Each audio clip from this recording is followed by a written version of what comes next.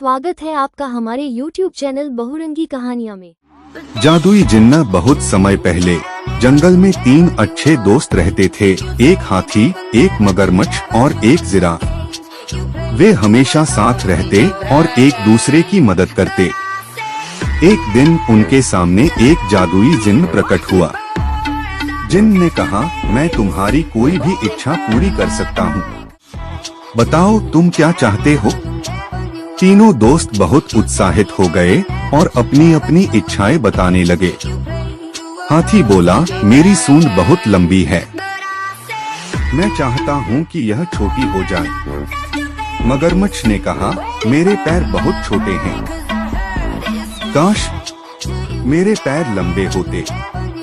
Giraffe बोला, मेरी गर्दन बहुत लंबी है, मैं चाहता हूँ कि यह छोटी हो जाए। जिन्न ने मुस्कुराकर कहा, ठीक है, और अपनी जादुई शक्ति से उनकी इच्छाएं पूरी कर दी।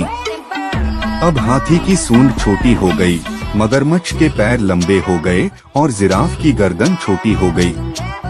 पर थोड़ी देर बाद तीनों परेशान हो गए।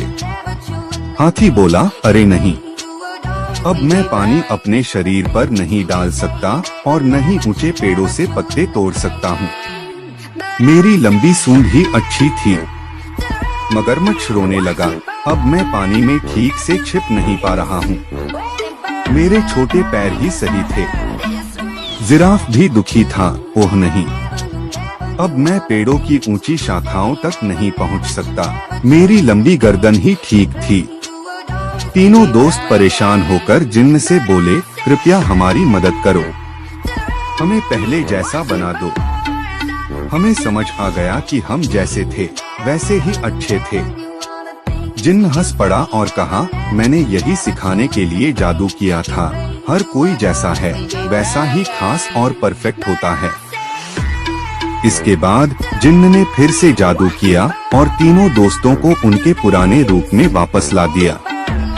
वे बहुत खुश हुए और हमेशा के लिए सीख गए कि खुद से प्यार करना सबसे जरूरी है। और अच्छी कहानियाँ सुनने के लिए हमारे चैनल को सब्सक्राइब करना ना भूले। धन्यवाद।